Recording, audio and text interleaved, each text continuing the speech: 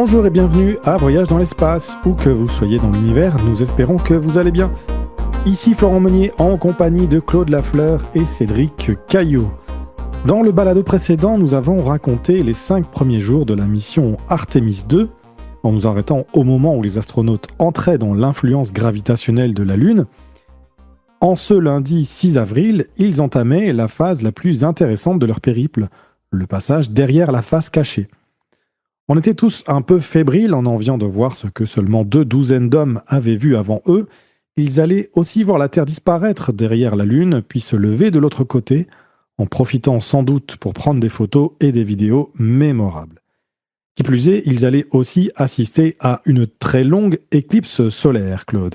Exactement. Ils ont vraiment été chanceux, hein, comme on va le voir. Ils ont vu des choses absolument merveilleuses tout au long de leur parcours, surtout dans la deuxième moitié de la mission, comme on va couvrir aujourd'hui.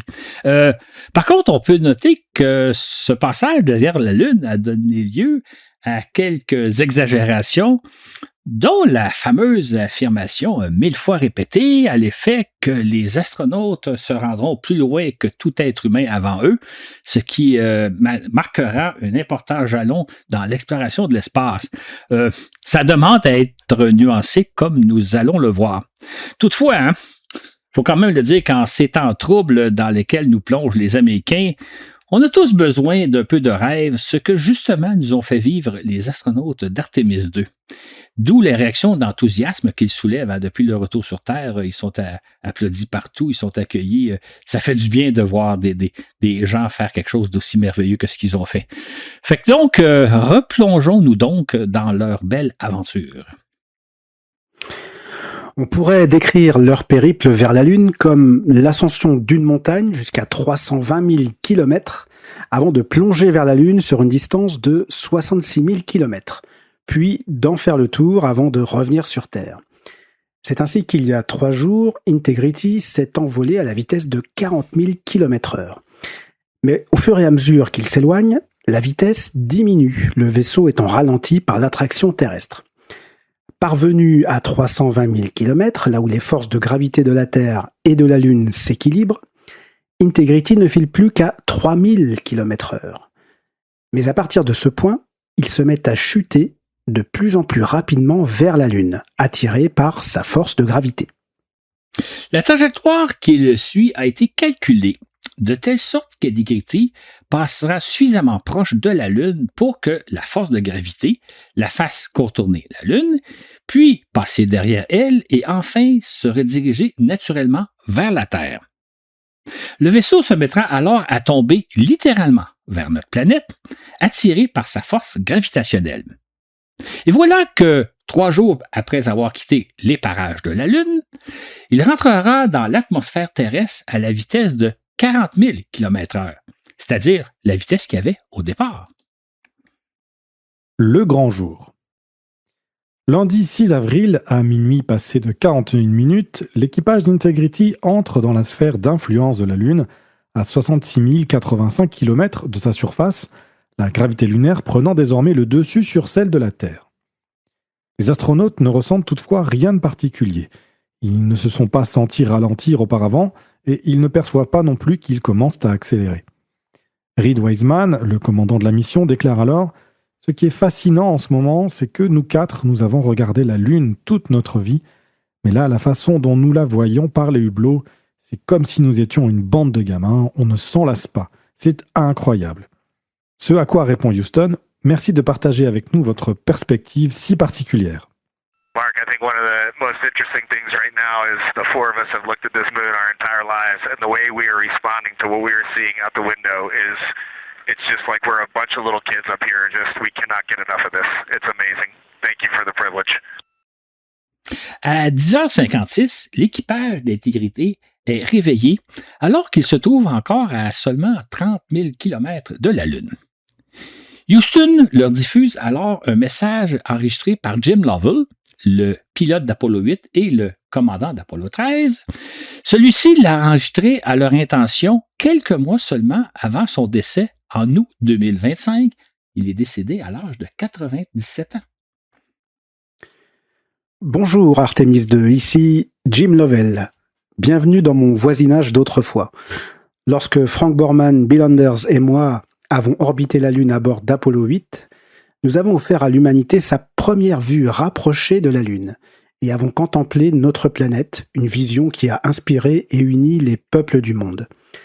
Je suis fier de vous passer le flambeau, alors que vous poursuivez votre exploration de la Lune et préparez la voie pour des missions vers Mars. C'est un jour historique et je sais combien vous serez occupés. Mais n'oubliez pas de prendre quelques instants pour admirer le paysage. Ainsi donc, Reid, Victor, Christina et Jérémy et toutes les formidables équipes qui vous soutiennent, bonne chance et bon vol de notre part à tous ici sur Terre. Hello, Artemis 2. This is Apollo astronaut Jim Lovell. Welcome to my old neighborhood. When Frank Borman and Bill Anders and I orbited the moon on Apollo 8, we got humanity's first up-close look at the moon and got a view of the home planet that inspired and united people around the world.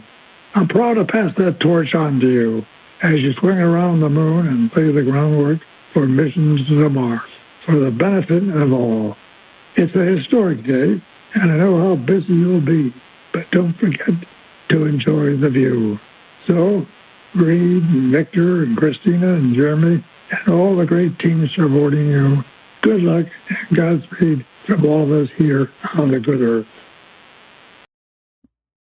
Ce à quoi répond Victor Glover, c'est formidable d'être dans le voisinage de Jim Lovell. Et nous avons très hâte de partager cette aventure avec vous. It's great to be in this neighborhood, and we look forward to sharing this neighborhood with you all. Vers 13h56, Integrity brise le record du plus grand éloignement de la Terre réalisé par un équipage, dépassant la marque établie par Apollo 13 en avril 1970. À l'époque, toutefois, on vivait un drame, la capsule d'Apollo 13 ayant été sévèrement endommagée à la suite d'une explosion survenue à la 56e heure de vol. L'équipage avait dû se rendre jusqu'à la Lune, la contourner puis revenir sur Terre le plus rapidement possible. Ce record d'éloignement n'avait donc pas été perçu comme un exploit, mais plutôt comme une contrainte que devait subir l'équipage. Ces astronautes n'avaient pas mené un programme d'observation de la Lune, comme le feront ceux d'Artemis 2, puisqu'ils devaient conserver au maximum toute l'énergie, la leur comme celle de leur vaisseau, en espérant en avoir suffisamment pour regagner la Terre. À présent, Houston rappelle. Le 15 avril 1970, lors de la mission Apollo 13, 3 explorateurs ont établi un record de la plus grande distance jamais parcourue par des humains à partir de notre planète. À l'époque, il y a plus de 55 ans, Lovell, Swigert et Hayes se sont rendus jusqu'à 400 000 km de la Terre. Aujourd'hui, pour toute l'humanité, vous repousserez cette frontière. Ce à quoi Jeremy Hansen répond « Alors que nous brisons ce record, nous rendons hommage aux efforts et aux exploits extraordinaires de nos prédécesseurs. Nous poursuivons notre voyage toujours plus loin jusqu'à ce que la Terre nous ramène à ce qui nous est le plus cher. Mais surtout, nous choisissons ce moment pour lancer un défi à notre génération et à la suivante. Faisons en sorte que ce record ne dure pas longtemps. » L'observation rapprochée de la Lune débute vers 14h45. Durant cette heure, Integrity sera suffisamment proche d'elle pour permettre à l'équipage d'examiner en détail sa surface. À leurs yeux, la Lune leur paraîtra avoir la taille d'un ballon de football tenu à bout de bras. Par comparaison, lorsque nous observons la Lune depuis la Terre, elle n'a la taille apparente que d'un petit pois ou d'un cachet d'aspirine. C'est dire le point de vue avantageux dont bénéficient les astronautes. Ceux-ci travaillent par paires. L'un prend des photos par un hublot, pendant qu'un autre utilise son ordinateur portable pour noter ce qu'il voit par un autre hublot. Ils enregistrent aussi leurs commentaires, enregistrements qui seront par la suite transmis sur Terre. Pendant ce temps, l'autre paire d'astronautes les assiste. Les 4 astronautes se remplacent à tour de rôle devant les hublots. L'équipage se met alors à transmettre un flot continu d'observations scientifiques accueillies avec bonheur par les géologues au sol. Ils rapportent notamment pouvoir voir des nuances de bleu et de brun imperceptibles pour les caméras et qui pourraient aider les experts à déterminer la composition minérale de certaines formations lunaires ainsi qu'à d'établir leur âge.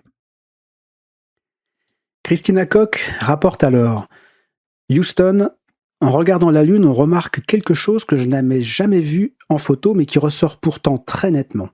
Une quantité de nouveaux cratères très brillants. Certains sont minuscules, la plupart sont assez petits, mais il y en a quelques-uns qui ressortent clairement. Ça ressemble à des abat-jours percés de petits trous que la lumière traverserait tant ils brillent par rapport au reste de la Lune. En vérité, la Lune est un magnifique corps céleste à part entière, poursuit-elle. Ce n'est pas juste un objet quelconque qui brille au firmament, mais c'est bien un monde réel. Et Victor Glover ajoute « Je voudrais faire suite aux propos de Christina. J'ai été très ému en observant la Lune à l'aide de nos téléobjectifs. Difficile de dire quoi que ce soit, tant la vue est formidable. J'ai eu l'impression d'y marcher, de parcourir son sol. C'est renversant. » Peu après 18h30, le centre de contrôle avise l'équipage « Integrity, ici Houston, il vous reste 6 minutes avant votre perte de signal de 40 minutes derrière la Lune. Pour nous, c'est un privilège de vous voir porter le flambeau par-delà la Terre. Merci et bon voyage. » Victor Glover nous répond « Alors que nous approchons du point le plus proche de la Lune et du plus éloigné de la Terre, je voudrais vous rappeler que l'un des plus grands mystères de la vie terrestre, c'est l'amour. Alors que nous nous apprêtons à perdre la communication, à vous tous aux 4 coins du globe, nous vous disons que nous vous aimons depuis la Lune. Bien reçu, on se revoit de l'autre côté, conclut le centre de contrôle. » À 18h44, Integrity passe derrière la Lune. Les astronautes voient la Terre disparaître. Un spectacle émouvant, nous confieront-ils par la suite. Ils sont coupés du reste du monde. Pour recourir à l'image énoncée par Mike Collins, seul à bord de la capsule d'Apollo 11 alors que ses coéquipiers exploraient le sol lunaire, d'un côté de la Lune, il y a en ce moment 8 291 369 950 personnes et, de l'autre côté de la Lune, seulement 4.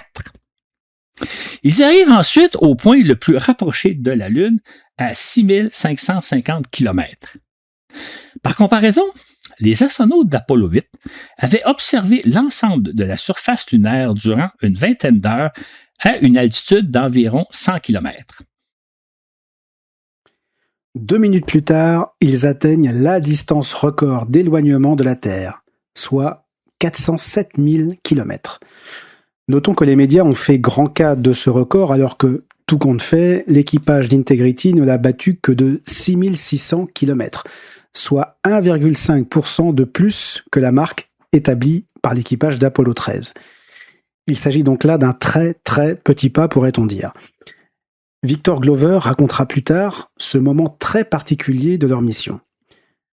Lorsque nous avons perdu la communication, j'étais très heureux d'avoir à mes côtés 3 de mes plus proches amis. Mais c'était aussi une période très intense, puisque c'est à ce moment-là que nous avons réalisé certaines de nos meilleures observations. Nous nous sommes cependant arrêtés 1 minute avant de reprendre notre travail. Les astronautes bénéficient alors de ce que les scientifiques les laissent observer. Ils sont ainsi laissés libres de repérer des détails qui piquent leur curiosité, à les photographier et à expliquer en quoi ceux-ci leur apparaissent particulièrement intéressants. Ils tentent également d'apercevoir des traces d'impact récents et de voir de brefs éclairs à la surface lunaire, ce qui pourrait être la chute de micrométéorites. Les scientifiques espèrent également qu'ils pourront voir de la poussière lunaire soulevée par le vent solaire, phénomène qui serait visible juste avant le lever de la Terre. Puis, à 19h24, ils voient la Terre se lever depuis l'horizon lunaire. Ils assistent alors à une scène particulièrement spectaculaire, puisque, contrairement aux astronautes d'Apollo, qui étaient collés sur la Lune, ceux d'Artemis se trouvent à bonne distance. Ils prennent alors de spectaculaires photos qui nous font voir un minuscule clair de terre au loin, derrière un croissant de lune, du jamais vu. On reproduit la photo dans le fascicule. De retour avec le reste de l'humanité, ils établissent les contacts radio avec Houston. Christina Koch fait alors savoir « Houston, nous vous recevons. Quel plaisir d'être de nouveau en contact avec la Terre. Afrique, Asie, Océanie, nous vous voyons. Et nous savons aussi que vous pouvez voir la Lune. » Houston, we have you the same, and it is so great to hear from Earth again. To Asia, Africa, and Oceania, we are looking back at you. We hear you can look up and see the moon right now. We see you too. Et voilà que les astronautes ont l'immense privilège d'assister à une éclipse solaire depuis l'espace, lorsqu'Integrity, la Lune et le Soleil se trouvent parfaitement alignés. Et surtout, ils ont la chance d'observer une éclipse durant 54 minutes, soit 10 fois plus longtemps que ce qu'on observe normalement sur Terre. Ray Wiseman nous décrit ses impressions. C'est, incroyable. Le Soleil est passé derrière la Lune et sa couronne est visible, brillante, créant un halo quasiment tout autour de la Lune. Quant à la Terre, sa luminosité est déjà remarquable. En fait, à peine une seconde après que le Soleil avait disparu derrière la Lune, on pouvait déjà la voir briller. Et la Lune est juste là, juste devant nous. On a une scène noire devant nous, mais pas un noir profond, plutôt le gris de la Lune qui se fond avec le noir de l'espace. On peut voir les étoiles et les planètes derrière. C'est un spectacle assez impressionnant. L'éclat de la Terre est vraiment saisissant, c'est tout simplement incroyable. Science, integrity in the blind. This is continues to be unreal. The sun has gone behind the moon, and the corona is still visible, and it's bright, and it creates a halo almost around the entire moon. But when you get to the Earth side, the Earth shine is already shown. I mean, almost seconds after the sun set behind the moon, you could see Earth shine. The Earth is so bright out there, and the moon is just hanging in front of us. This black orb out in front of us, in front of now, not the blackness, but the gray that blends and drifts into the blackness. We can see stars and the planets behind it. Wiseman souligne toutefois qu'aucune caméra n'est en mesure de photographier ce qu'il voit. C'est de la science-fiction, dit-il. C'est tout simplement irréel. De toute évidence, le commandant de la mission est à court de mots pour décrire ce que ses coéquipiers et lui observent. Nous avons vu 3 impacts jusqu'à présent, rapporte Wiseman, alors qu'il surveille l'éclipse. Le fait que les astronautes aient été témoins de la chute de météorites en observant que brièvement la Lune n'a rien d'étonnant lorsqu'on songe que chaque jour la Terre reçoit une 50aine de tonnes de débris cosmiques, pour l'essentiel de minuscules grains de poussière qui brûlent dans l'atmosphère, donnant lieu à des étoiles filantes, bien que quelques douzaines de ces débris soient suffisamment gros pour parvenir jusqu'au sol. La Lune est donc elle aussi l'objet d'un intense bombardement quotidien. Les astronautes sont si renversés par ce qu'ils voient à l'extérieur de leur capsule que Victor Glover émet soudain un curieux commentaire. Mon observation n'aura rien de scientifique, dit-il, mais j'ai l'impression que l'humanité n'a pas encore assez évolué pour saisir ce que nous voyons. C'est vraiment très, très difficile à décrire, c'est renversant. Science and Houston integrity. I know this observation won't be of any scientific value, but I'm really glad we launched on April 1st because humans probably have not evolved to see what we're seeing. It is truly hard to describe. It is amazing. Oui, et 2 minutes plus tard, Wiseman éclaire les propos de son coéquipier. C'est tout simplement indescriptible, insiste-t-il. On a beau se concentrer, nos cerveaux n'arrivent pas à saisir ce qui se présente à nous. C'est absolument spectaculaire, surréel. Les mots nous manquent. Il faudra en inventer de nouveaux pour décrire ce que nous voyons. It's indescribable.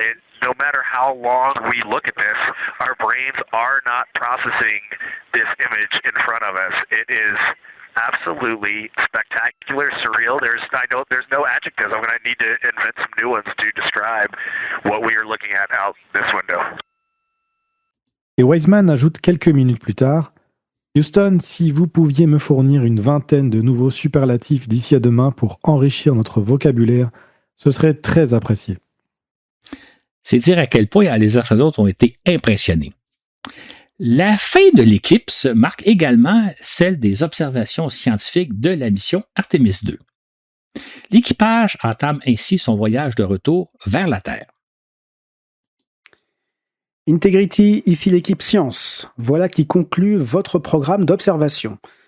Je n'ai pas assez de mots pour exprimer à quel point nous avons déjà appris tant de notions scientifiques et à quel point vous avez inspiré toute notre équipe, la communauté scientifique lunaire et le monde entier grâce à votre prestation d'aujourd'hui. Vous nous avez vraiment familiarisés avec la Lune et nous vous en sommes infiniment reconnaissants. Sur ce se conclut leur 6e jour de vol, les astronautes étant déjà rendus à plus de 13 000 km de la Lune. Sur le chemin du retour. La journée du 7 avril débute alors que les astronautes dorment par la diffusion des premières images haute résolution prises la veille. La NASA nous présente ainsi une splendide image de la Terre disparaissant derrière l'horizon lunaire, ainsi qu'une vue de l'éclipse assez semblable à celle que l'on prend sur Terre lors des éclipses solaires.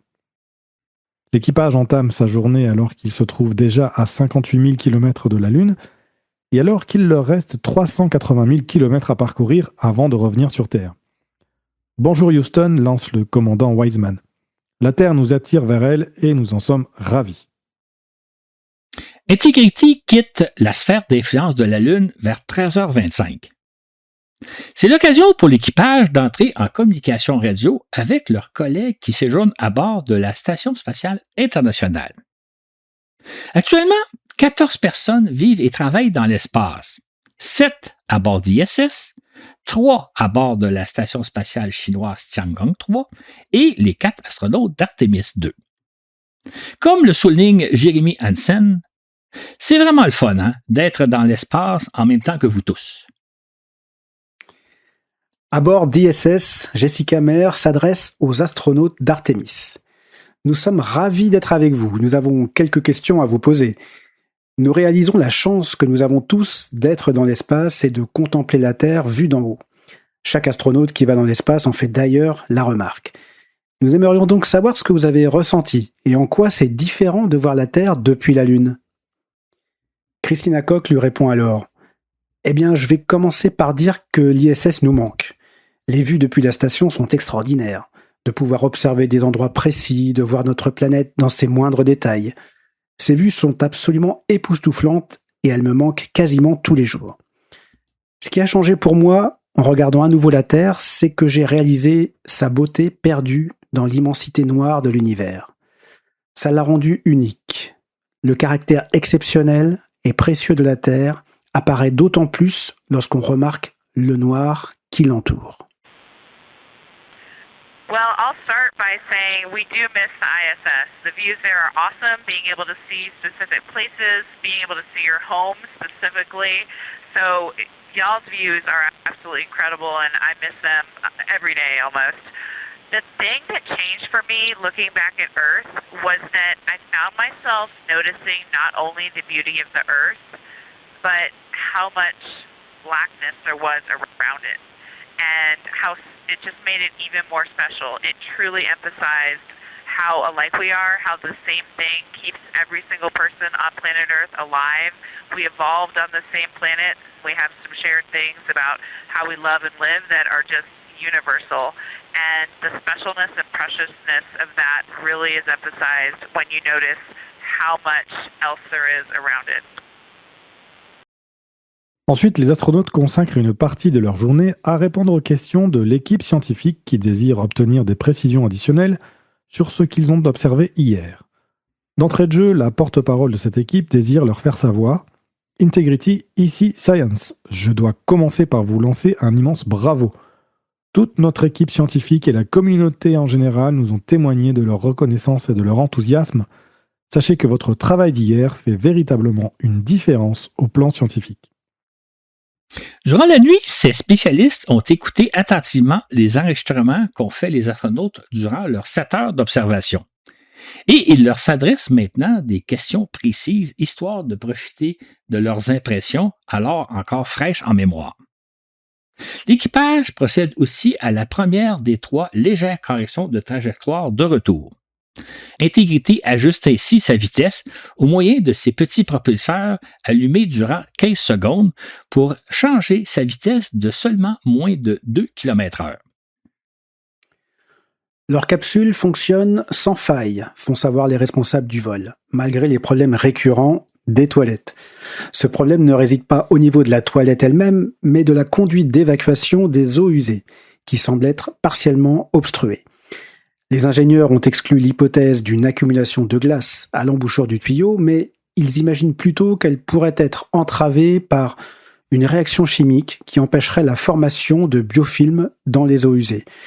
Il faudrait peut-être songer à envoyer un plombier dans le prochain équipage, Claude, non? Exactement. Comme on le relatait dans le balado précédent, à bord de la navette, il y avait un bras télérobotique, le Canadarm, qui pouvait faire office de plombier. Il n'y a pas ça à bord des capsules Orion, donc il faut essayer de trouver le problème autrement. En fin de journée, les astronautes aimeraient observer l'espace lointain et prendre des photos. Le commandant de la mission demande par conséquent à Houston s'il sera possible d'abaisser l'éclairage intérieur de leur capsule. C'est quand même étrange tout de même que l'équipage ne soit pas en mesure lui-même d'ajuster la température de son vaisseau et la ventilation, comme on l'a vu dans le balado précédent, sinon même l'éclairage à l'intérieur. Il doit vraiment toujours faire appel à Houston. C'est un peu curieux. Au 8e jour de vol, les astronautes se lèvent vers 11h30 alors qu'ils se trouvent encore à 320 000 km de la Terre. C'est pour eux une journée de repos après une semaine d'intense activité, d'émotion et d'émerveillement. Christina Koch annonce que l'équipage a envoyé la main vers la Terre par le hublot numéro 2, émerveillés qu'ils sont de voir un magnifique croissant bleu devenir de plus en plus grand. Houston de répondre en riant « Nous n'avons pas été en mesure de vous voir, mais nous apprécions votre geste. » L'équipage se prépare déjà à son retour sur Terre dans 2 jours, en entreprenant de ranger soigneusement leur capsule. Il est en fait extrêmement important de ne laisser traîner quoi que ce soit, car le moindre objet pourrait devenir un dangereux projectile au moment du retour sur Terre, alors que l'équipage sera soumis à de fortes décélérations et à des turbulences. En conférence de presse, Jeremy Hansen réitère « Nous avons vu des choses tout simplement extraordinaires.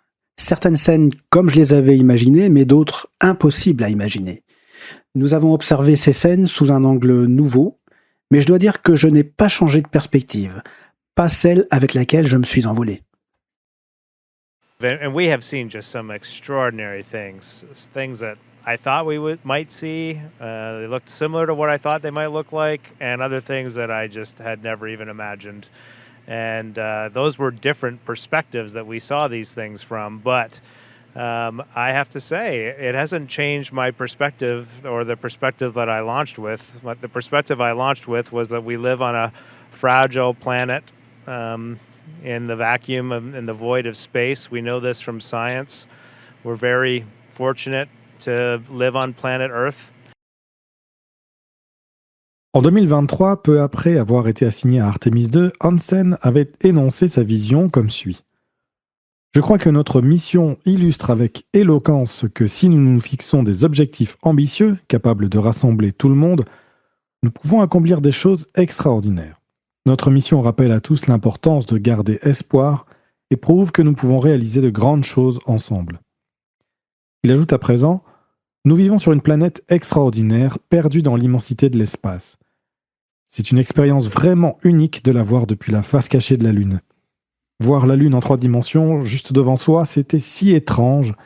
Cette immense sphère suspendue dans l'espace, et là de l'autre côté on apercevait la Terre. Puis elle a disparu, se couchant derrière la Lune.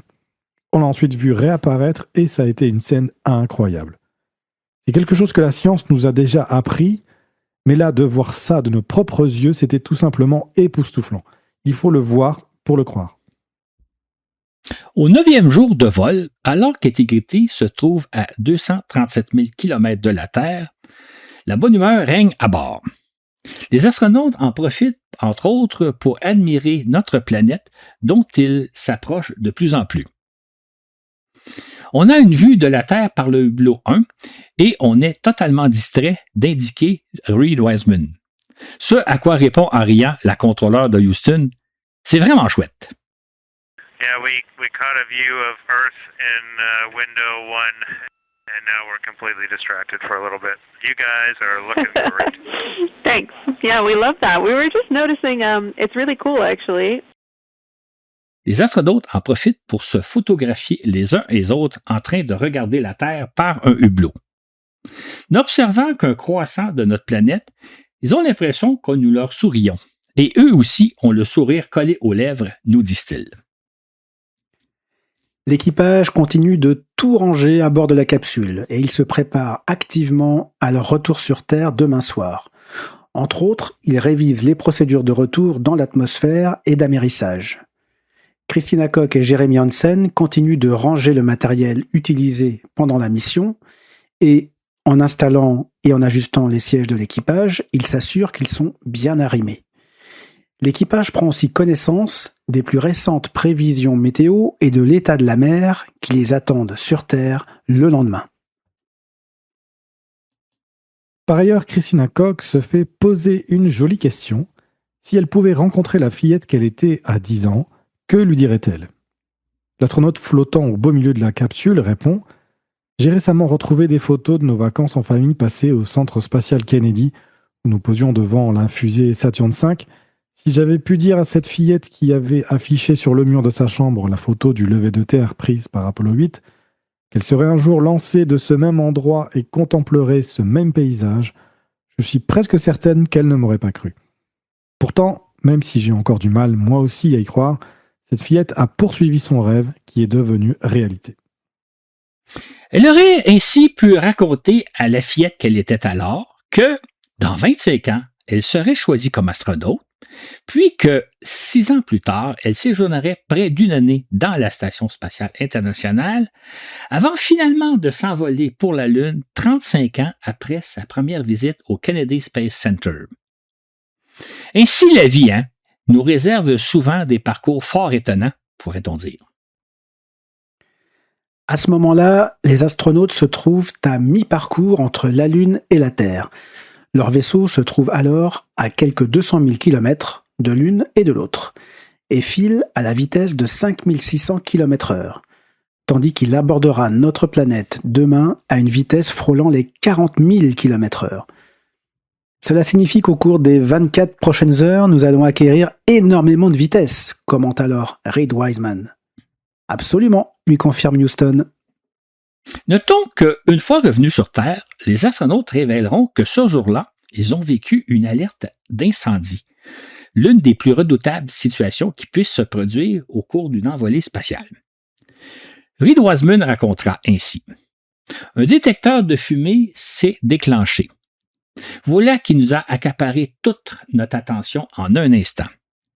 Imaginez que l'alarme incendie de votre vaisseau se déclenche alors que vous êtes encore à 130 000 km de la Terre. Cette alerte déclenche automatiquement l'arrêt des systèmes de ventilation et d'alimentation électrique. Ce fut un moment tendu à bord, mais pas d'angoisse, durant quelques minutes. Car, comme on se l'était dit avant de s'envoler, ce n'est surtout pas le moment de se précipiter. Évaluons plutôt les choses. Voyons voir ce que nous dit le vaisseau, voyons voir ce que Houston nous dit, et ensuite seulement prenons une décision concertée. Ne rien faire précipitamment. On a ainsi très bien géré la situation. Retour sur Terre. Vendredi 10 avril, les astronautes en sont à leur 10e et dernier jour de vol. Ils entament ainsi cette journée alors qu'ils se trouvent encore à 100 000 km de la Terre. Ils procèdent à une ultime correction de trajectoire, manœuvre qui a pour but de faire parvenir leur capsule exactement au centre de ce que l'on appelle un corridor atmosphérique qu'Integrity doit traverser pour parvenir à amérir au large de San Diego.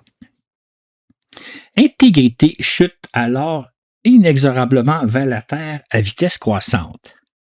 Jeremy Hansen se rappellera plus tard.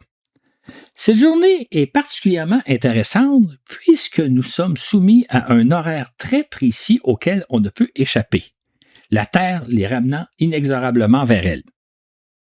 Les astronautes voient notre planète accaparer de plus en plus de place dans leur hublot, alors que les caméras placées à l'extérieur de leur vaisseau nous font voir une planète qu'on distingue de plus en plus clairement. Les astronautes prennent grand soin de ranger les derniers objets qu'ils ont utilisés durant leur périple et surtout à ne rien laisser traîner. Ils enfilent ensuite leur scaphandre et s'installent dans leur siège, s'y sanglent soigneusement et branchent l'alimentation en oxygène et en électricité de ceux-ci. Au moment de leur lancement, il y a 9 jours, chaque astronaute avait bénéficié de la présence de la gravité terrestre et était assisté par un collègue astronaute. Mais voilà qu'à présent, ils doivent se débrouiller en apesanteur et par eux-mêmes. 1 heure avant leur retour, alors qu'Integrity se trouve à 15 000 km de la Terre, Houston confirme que tout fonctionne parfaitement à bord et que le vaisseau suit parfaitement la trajectoire prévue. Tous les membres de l'équipage sont bien installés dans leur siège, confirme le commandant. Il ajoute ensuite que Christina a une vue imprenable de la Terre par le hublot latéral, alors que la lumière illumine toute notre cabine. C'est d'un bleu magnifique, c'est splendide. Houston, Christina's got an amazing view of home planet out the side hatch window, and it's lighting up the cabin, and it's just a great blue hue to it. It's beautiful. 32 minutes avant l'amérissage, la capsule se sépare de son module de service. Ce dernier poursuit sa course pour finalement brûler dans l'atmosphère à la manière d'une météore. L'équipage procède ensuite à une manœuvre d'optimisation de l'angle d'attaque de la capsule entrant dans l'atmosphère et afin d'aligner son bouclier thermique face à celle-ci. Jeremy Hansen racontera: à l'approche de la Terre, on perçoit que notre vitesse augmente. J'ai vécu ce moment avec sérénité. Je me suis simplement laissé porter. La capsule frappe les premières couches d'air à 120 km d'altitude. C'est le début de la rentrée, alors qu'elle file à plus de 37 000 km/h, se trouvant à 3100 km de son point d'amérissage. Hansen raconte: vous surveillez l'altimètre, vous volez alors à 34 500 km/h. Et Victor Glover complète: vous voyez l'altitude défiler, mais vous ne percevez que vous allez vite qu'une fois dans l'atmosphère. Alors là, vous commencez à décélérer. Durant les minutes qui suivent, ils subissent des décélérations pouvant atteindre 4 G. Ils ont alors l'impression d'être écrasés comme si un sac de 300 kg se trouvait sur eux. Par les hublots, les astronautes voient se former une boule de feu autour de leur capsule. Celle-ci est produite par l'intense friction de l'air autour, air qui s'enflamme et devient un plasma dont la température dépasse les 2000 degrés Celsius. Jeremy Hansen commente alors: j'avais hâte de ressentir les forces G, de savoir ce que ça faisait vraiment. Et c'est plutôt rassurant de se sentir plaqué contre son siège. Tout se déroule en douceur. Pourtant, sanglés dans leur siège, au fond de leur capsule, les astronautes ont le dos collé au plancher. Immédiatement derrière eux se trouve le bouclier thermique chargé de protéger leur capsule contre l'intense friction et la chaleur externe. La capsule rentrant à reculons dans l'atmosphère, les astronautes ont la troublable sensation de tomber par en arrière.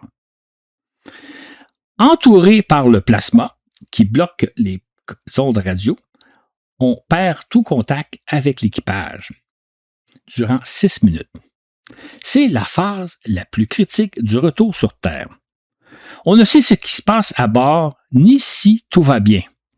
En particulier, on ignore si le bouclier thermique joue son rôle ou si la capsule est en train de se désagréger. Jeremy Hansen racontera plus tard: il y a à ce moment-là beaucoup de bruit dans le vaisseau.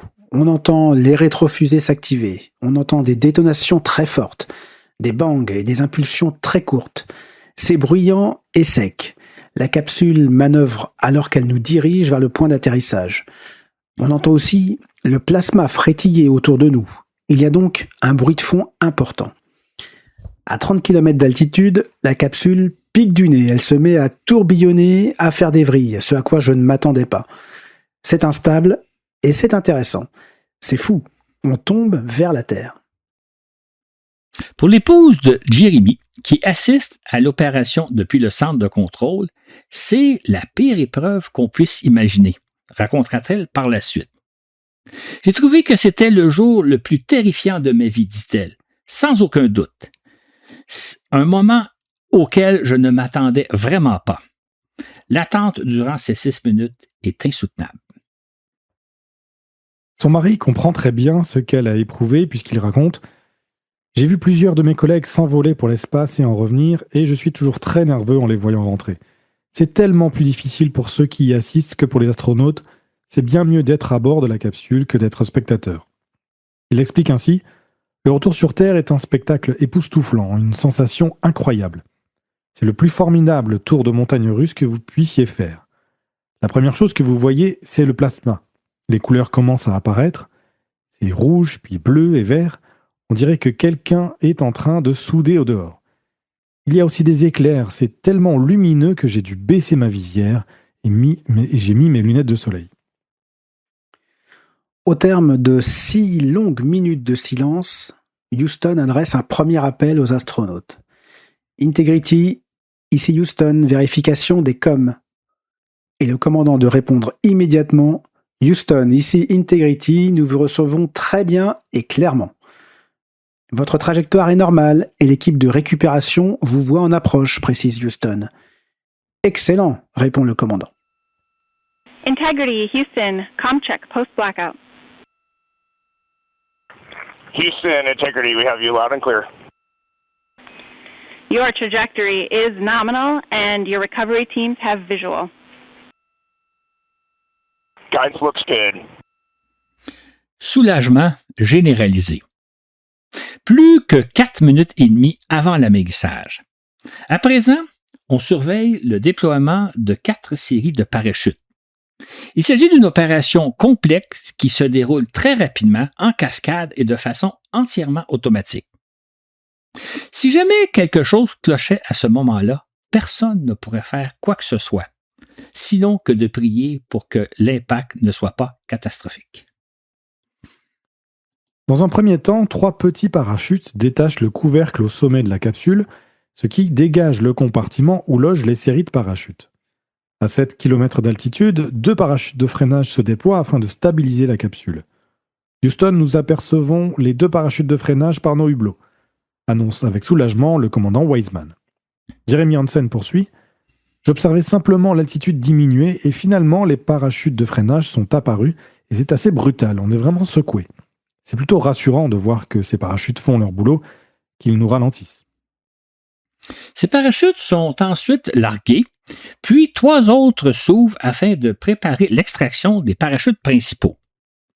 Ils servent à freiner davantage la capsule et à la stabiliser avant d'extraire les 3 grands parachutes.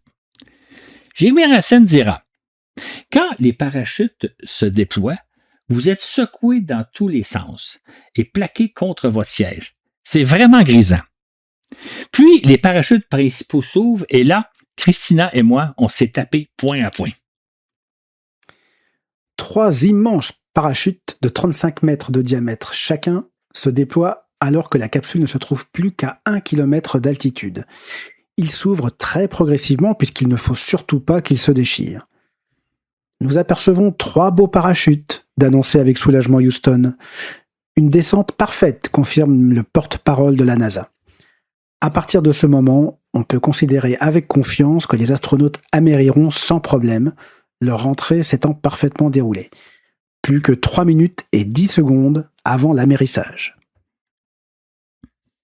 Victor Glover résumera plus tard « Ces 13 minutes et 36 secondes ont été extrêmement intenses. Lorsque les parachutes se déploient, on subit des mouvements de yo-yo, on rebondit de 6 mètres de haut en bas, puis lorsque les parachutes se détachent les uns après les autres, on retombe en chute libre.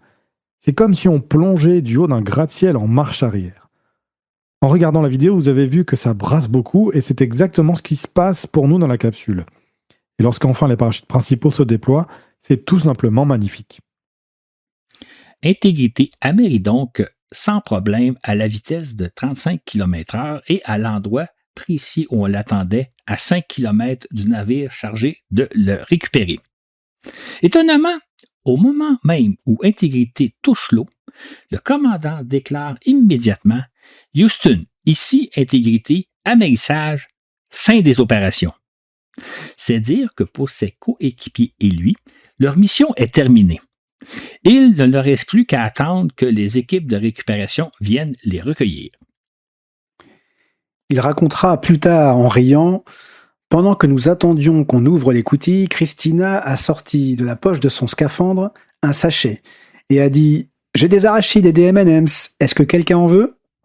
On s'est alors tous détendus. On revenait tout juste de la Lune et voilà qu'on grignotait des cacahuètes. On était si heureux que tout se soit bien passé. Dans un premier temps, des plongeurs dépêchés depuis des hélicoptères installent un collier de flottaison autour de la capsule pour la stabiliser. Ils déploient ensuite un radeau pneumatique vis-à-vis de l'écoutille. Puis ils ouvrent celle-ci, ce qui procure à l'équipage une première bouffée d'air frais en 9 jours. Christina Koch se rappellera. C'était phénoménal. J'étais submergé d'euphorie. J'étais aux anges. C'était tout simplement phénoménal. Nous venions de vivre une expérience extraordinaire. Les 4 astronautes sont hissés un par un à bord d'un hélicoptère qui les dépose ensuite sur le pont du USS John P. Murtaugh. Là, ils subissent un rapide examen médical avant d'être acheminés par avion au centre spatial de Houston. Impression d'après mission. Dès le lendemain, moins de 24 heures après leur retour sur Terre, les astronautes font une première apparition publique devant le personnel du centre spatial de Houston. De toute évidence, ils sont sous le choc et à fleur de peau, comme en témoigne le commandant Reed Wiseman. Celui-ci commence par dire « Je n'ai absolument pas idée de ce que je vais vous dire. Il y a 24 heures, la Terre paraissait immense dans nos hublots et nous filions à Mach 39, mais voilà que nous sommes de retour à la maison. » Puis il enchaîne sur un ton de plus en plus émotif, presque au bord des larmes. « Victor, Christina et Jérémy, nous sommes liés pour toujours et personne ici-bas ne saura jamais ce que nous avons vécu, dit-il. Ça a été l'expérience la plus extraordinaire de ma vie. Toutefois, personne ne sait ce que nos familles ont dû traverser. Ça n'a pas été facile de se rendre à plus de 400 000 km de chez soi. Avant le décollage, j'avais le sentiment de vivre le plus grand rêve qu'on puisse imaginer. Mais là-haut, on ne rêve que d'une chose, de retrouver sa famille et ses amis. C'est un bonheur d'être de retour sur Terre. I have absolutely no idea what to say. This is 24 hours ago, the Earth was that big out the window and we were doing Mach 39 and here we are back at Ellington at home. Victor, Christina, and Jeremy, we are bonded forever. And no one down here is ever going to know what the 4 of us just went through. And it was the most special thing that will ever happen in my life. And our families are over here. No one knows what the families went through, man. This was not easy. Being 200,000 plus miles away from home, like before you launch, it feels like it's the greatest dream on earth. And when you're out there, you just want to get back to your families and your friends. It's a special thing to be a human, and it's a special thing to be on planet Earth. Thank you.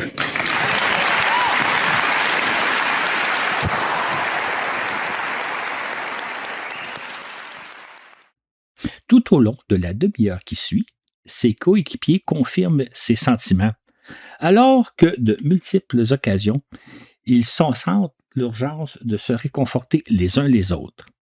C'est un spectacle aussi surprenant qu'émouvant. Dans le fascicule qui accompagne ce balado, on indique le lien qui permet de voir la scène et ça vaut vraiment la peine de regarder cette vidéo. Vous pouvez évidemment aussi la retrouver sur YouTube.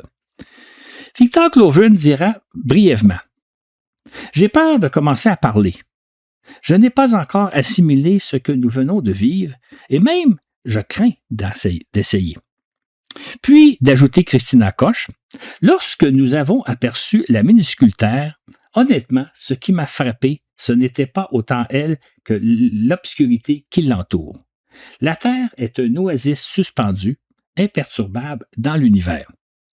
Et je sais surtout que je n'ai pas encore assimilé tout ce que nous venons de vivre, l'expérience que nous venons de vivre. » Ensuite, au cours d'une multitude d'entrevues que les astronautes ont accordées à divers médias et lors d'apparitions publiques, ils ont partagé à quel point ce fut une expérience stressante pour eux. C'est ainsi que Reed Wiseman racontera « Il y avait toujours un certain degré d'anxiété puisqu'à tout moment, la situation pouvait tourner au vinaigre. J'ai ressenti une peur intense en plusieurs occasions. Jamais nous ne devions oublier où nous étions. Jamais nous ne devions oublier le danger de la situation. C'était vital de demeurer vigilant en tout temps. En une autre occasion, il précise « Lorsqu'on regarde l'écran et qu'on voit 350 000 km au compteur et que ce chiffre ne cesse d'augmenter, on est constamment sur le qui-vive.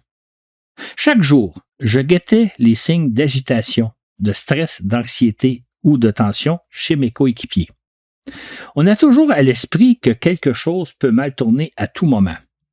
Entre autres, on a eu un problème de pressurisation, des problèmes de ventilation et avec la toilette, ce qui nous a causé quelques soucis.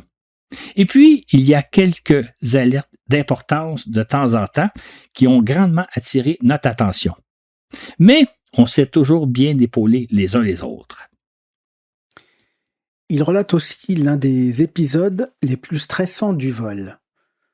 Au beau milieu d'une nuit, une alarme retentit soudain, raconte-t-il. C'est une alarme très sérieuse, une alarme qui signale une fuite de carburant. Imaginez, nous dormions tous profondément dans nos sacs de couchage quand l'alarme a retenti. Je me suis réveillé et j'ai consulté mon écran de contrôle. Jérémy a immédiatement entrepris d'éteindre le système de propulsion afin de conserver le carburant. Mais alors que nous observions la situation, le signal d'alerte apparaissait et disparaissait sans cesse, ce qui était anormal. Nous avons rapidement évalué la situation pour finalement décider de ne pas exécuter la procédure prévue, car cela aurait compromis le reste de la mission. Pour Christina Koch, le retour sur Terre a été le moment le plus stressant. On pense souvent au décollage, dit-elle, mais pour nous, la rentrée atmosphérique a été bien plus éprouvante. Revenir sur Terre, ce n'est pas une mince affaire. Au décollage, ça gronde, mais lorsqu'on revient, on est dans une boule de plasma, on voit le feu par les hublots, on est dans les flammes et il fait chaud à l'intérieur. Selon Jeremy Hansen, la phase la plus stressante a été pour lui du décollage jusqu'à l'atterrissage. Ça ne s'arrête pas tant que les parachutes ne se sont pas déployés, dit-il. Les astronautes se font aussi demander, avant de partir, avez-vous peur? Reed Wiseman dira « J'avais conscience des risques que nous allions courir. Je ne pouvais garantir que je reviendrais vivant. J'ai donc pris certaines précautions au cas où. Cependant, je pensais que nous allions probablement nous en tirer et j'étais en paix avec moi-même et avec ce qui allait arriver. »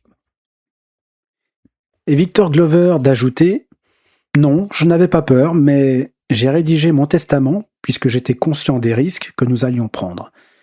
J'étais donc préparé sur le plan logistique, financier, mais aussi spirituel et émotionnel. J'avais fait la paix avec moi-même, alors que ma famille comprenait très bien les risques, car j'estimais que ça en valait la peine. » Ce à quoi acquiesce Reed Wiseman. Je partage entièrement les propos de Victor. Nous avions beaucoup réfléchi et nous partions sereinement. Personnellement, je suis le parent unique de 2 filles et je ne voulais absolument pas les laisser seules. C'était ma plus grande crainte. Comment allaient-elles s'en sortir si nous ne revenions pas? Mais j'étais convaincu que les risques en valaient la peine. Ce que confirme Jeremy Hansen. Je m'étais préparé à la possibilité de ne pas revenir et de laisser ma famille derrière moi. Je ne voulais toutefois pas que cela arrive.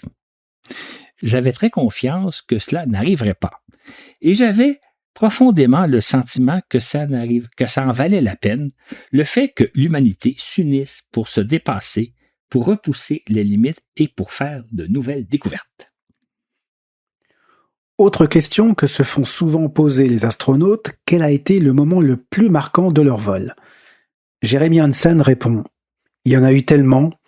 L'un des plus marquants, c'est ce qu'on a vu par les hublots. Tant de choses étonnantes comme ma première vue de la Terre, celle de l'océan Pacifique.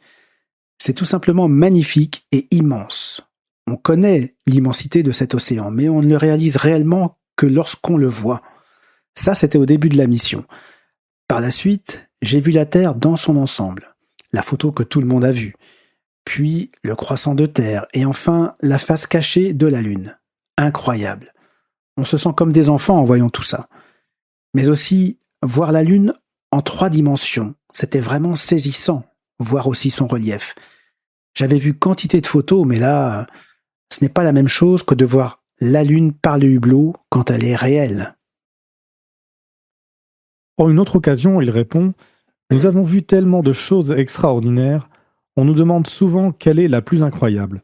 Impossible d'en choisir une, il y a eu tellement d'expériences extraordinaires. Mais ce qui me revenait sans cesse en mémoire, ce qui captivait mon attention lorsque je regardais par le hublot, c'était la profondeur de l'espace.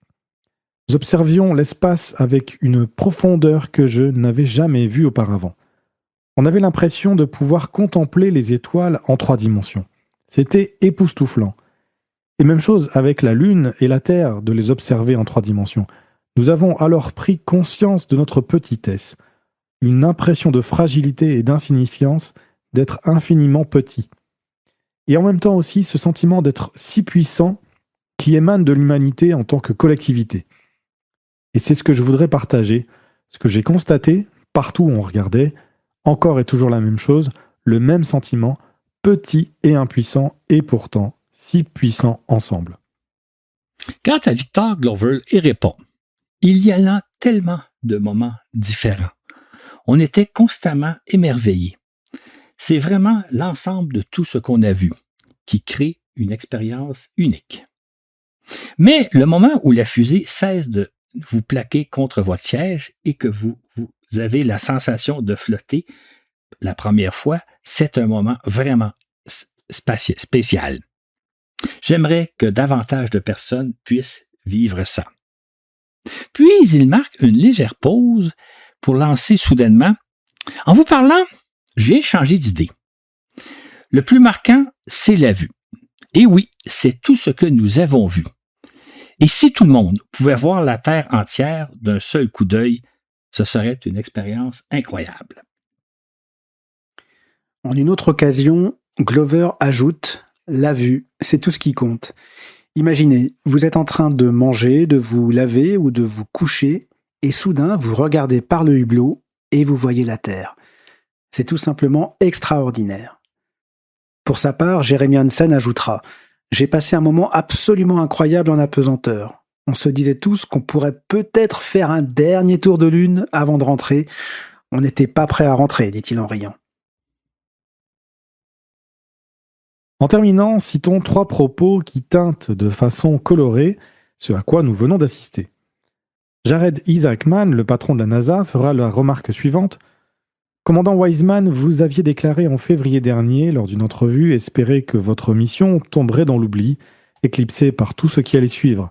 Mais je suis au regret de vous décevoir, Artemis II restera à jamais gravé dans nos mémoires. Ce fut le moment où nous avons tous revu la Lune, où nos rêves d'enfants sont devenus réalité. Vous avez contribué à redonner espoir au monde, et cela, personne ne l'oubliera jamais. » Jeremy Hansen de déclarer « Je pense que l'un des aspects les plus positifs de notre mission aura été que le monde entier s'est concentré sur quelque chose de positif plutôt que de négatif. Ce n'était pas notre objectif de départ, mais le résultat est tout à fait extraordinaire. » Il dira aussi « Nous faisions simplement notre travail. C'est pour cela que nous nous sommes entraînés. Nous avons fait ce que nous aimions faire et ce dont nous rêvions. Ce que nous avons accompli n'avait rien d'extraordinaire, mais ce que nous avons réalisé ensemble, ça, c'est extraordinaire. » Et de conclure Reed Wiseman, en fait, nous devons surtout rendre hommage à l'équipe qui a eu le courage d'appuyer sur la commande qui nous a expédiés hors de la Terre. Car pour eux, la chose la plus sûre à faire aurait été de ne pas envoyer 4 humains à 400 000 km de la Terre. Mais ils ont eu le courage et la confiance à leur machine de nous lancer. Ces personnes nous ont portés sur leurs épaules et nous ont amenés là-haut. Et maintenant, Claude, en guise de conclusion, nous avons quelques questions avec Cédric. À commencer par celle-ci. On a bien vu que les astronautes ont été assez stressés pour leur mission. Et cette mission a duré 9 jours. Donc, comment on peut transposer ça sur une mission martienne qui pourrait durer 2 ans? Est-ce qu'on peut imaginer que c'est tenable pour des astronautes de stresser pendant une période aussi longue? Moi, je dirais là, que j'avoue qu'en préparant ce balado-là, particulièrement celui-ci, ça a été pour moi une révélation. C'est-à-dire que comme je le raconte, là, lors de leur retour à Houston le lendemain, on voit qu'ils sont en état de choc. Et comme on vient de le raconter, hein, ils ont vécu 9 jours de stress, 9 jours où ils se disaient à tout moment, il peut arriver quelque chose. Et effectivement, il est arrivé des incidents, rien de grave. Pour moi, ça, c'est une révélation. Ça veut dire que si on envoyait un équipage vers une mission martienne de 2 ans, il serait soumis à la même situation. D'ailleurs, je dirais la différence entre passer 6 mois dans la Station spatiale internationale et se rendre à la Lune ou Mars, c'est que quand vous êtes dans la station, si jamais ça tourne mal, vous embarquez dans votre capsule et possiblement que 2 ou 3 heures plus tard, vous êtes de retour sur Terre. Encore, durant la mission d'Artemis 2, les astronautes le disent bien, lorsqu'il y a une alerte sérieuse et qu'on est à 100, 200 000 km de la Terre, on est à plusieurs jours de revenir, la situation est totalement différente. Cette mission-là nous donne donc comme leçon que si jamais un jour on envoie des équipages vers Mars, ils vont vivre un stress absolument considérable parce que là, ils ne seront pas à quelques jours de revenir sur Terre en cas de pépin, ils vont être à des mois, sinon même à une année avant de revenir sur Terre. Ça ajoute une dimension auquel on n'avait pas pensé. On a souvent pensé à ce que ce serait de quitter la Terre pour aller vers Mars. Mais le stress que générerait une mission comme ça, c'est à mon avis une nouvelle barrière psychologique auquel on n'avait pas confiance. On n'avait pas conscience avant la mission Artemis 2. Et une petite remarque au passage, cette mission, on peut dire que la mission Artemis 2 est réussie, en tout cas la mission a réussi, elle s'est globalement très bien déroulée, et pour autant on voit que dans le récit, justement il y a plein de petits moments stressants, des alarmes, des systèmes qui ne fonctionnent pas, et puis des alarmes sérieuses comme une fuite de carburant ou bien un incendie. Et si on regarde chaque mission au microscope, si on analyse vraiment chaque mission qui s'est déroulée, c'est toujours un peu pareil. On n'est jamais... une mission comme Apollo 13, c'est très rare, où il y a vraiment une catastrophe, mais il n'y a jamais en fait de mission, Claude, qui se déroule sans aucun accroc. Il y a toujours des facteurs de stress. C'est ça, ça fait partie du vol. Mais ce qui est un peu particulier, c'est que quand on a suivi la mission au jour le jour, comme je l'ai fait au début d'avril, on avait l'impression qu'à peu près tout allait bien, là, parce que les alarmes dont on parle, on les a su par après.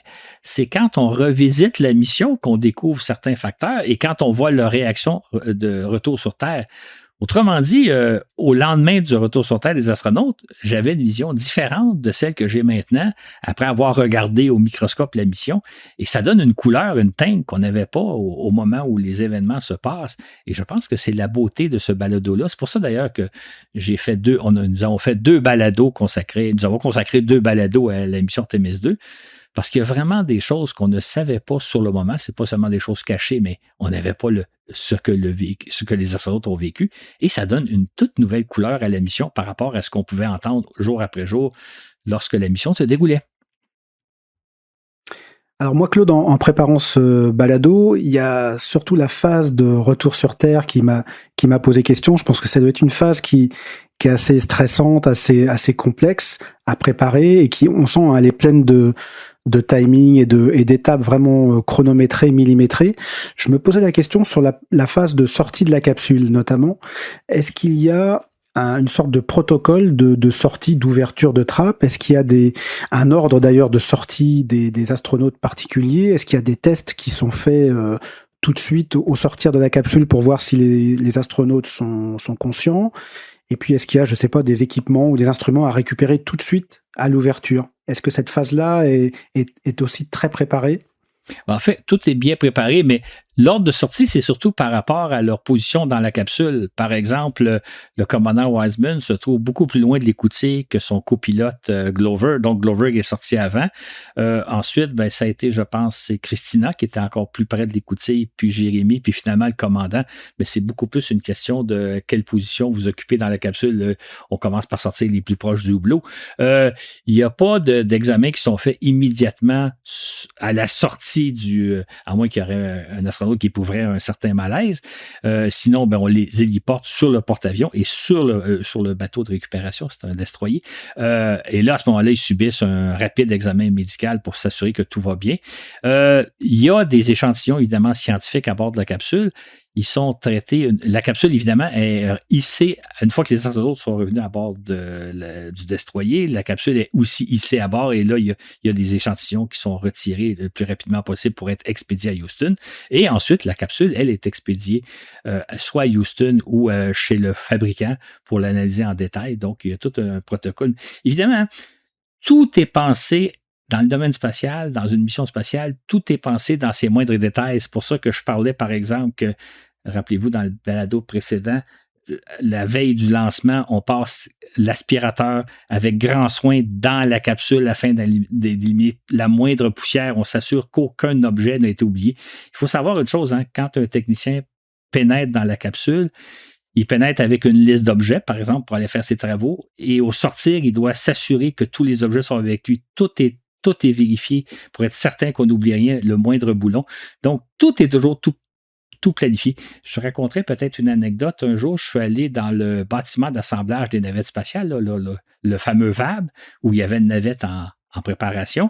Et on m'a monté au sommet de la navette. Il y a des échafaudages. Mais avant de monter, ils nous ont dit, est-ce que vous avez des objets sur vous qui pourraient se détacher? Si vous avez une montre, vous devez enlever votre montre. Si vous avez des bagues, vous devez enlever votre bague. Si vous avez des colliers, j'étais accompagné d'une demoiselle, elle devait enlever. Si vous avez des lunettes, il faut les attacher pour être certain qu'on n'échappe à rien. Tout est pensé en tout temps. Donc, il n'y a rien de laissé au hasard. Et alors, une dernière question pour moi. Alors, c'est un sujet un peu moins glorieux, mais tu sais, on sait que les militaires ou les agents infiltrés, les espions, sont parfois équipés, tu sais, d'une solution létale, d'une petite pilule, une petite capsule, qui leur permet de mettre fin à leur jour, de leur propre initiative, en cas de problème critique. Est-ce que c'est le cas avec les astronautes? Est-ce qu'ils ont une procédure un peu identique si jamais ils ratent leur cible, si jamais ils se mettent à dériver dans l'espace, ou s'ils sont entravés dans leur mouvement? Est-ce qu'il y a pour eux une possibilité de mettre fin à leur jour, à leur convenance? C'est une bonne question, hein, que les astronautes se font souvent poser. La réponse la plus célèbre, c'est celle du commandant d'Apollo 8, Frank Borman, le premier équipage qui s'était rendu à la Lune. On l'avait demandé si jamais comme ça vous êtes, entre guillemets, perdu dans l'espace, avez-vous une pastille, quelque chose comme ça pour mettre fin à vos jours? Et le commandant de répondre, vous savez, c'est très simple si on veut mettre fin à nos jours, il s'agit tout simplement d'ouvrir l'écoutille et ça va être terminé. Donc, ils n'ont pas besoin d'apporter de pilules parce qu'ils pourraient facilement dépressuriser la capsule et ce serait terminé. Donc, si on avait assisté à une mission, par exemple Apollo, où l'équipage aurait dû périr asphyxié dans l'espace, ben, ils auraient pu mettre fin à leur jour au moment où ils auraient voulu. Évidemment, c'est jamais arrivé, puis on espère que ça va jamais arriver, mais ils sont déjà dans un milieu tellement hostile que ça ne prendrait pas grand-chose pour rapidement mettre fin à leur jour.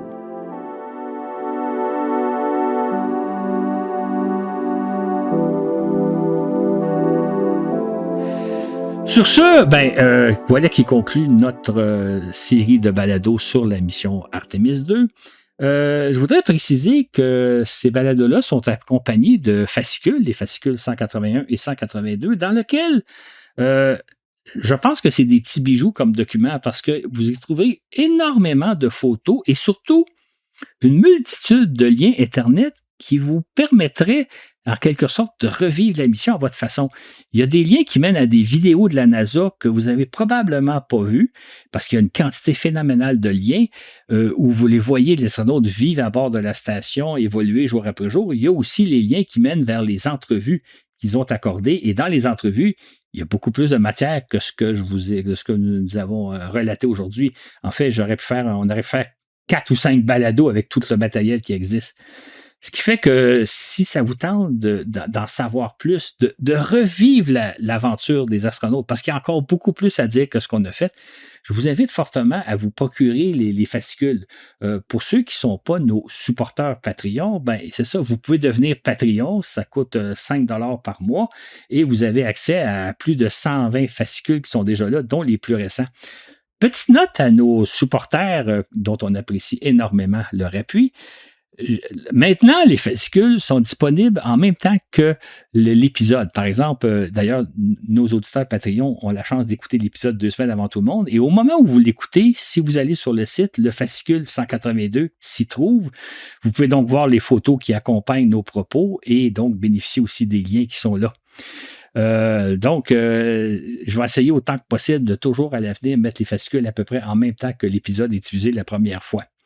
Sur ce, ça conclut donc notre balado. Le prochain balado, c'est le 2e épisode de l'archéoastronomie, rédigé par notre ami Sébastien. On va raconter comment on est arrivé pour établir la notion de l'année, des saisons, du fait que l'année dure 365 jours, d'établir les calendriers.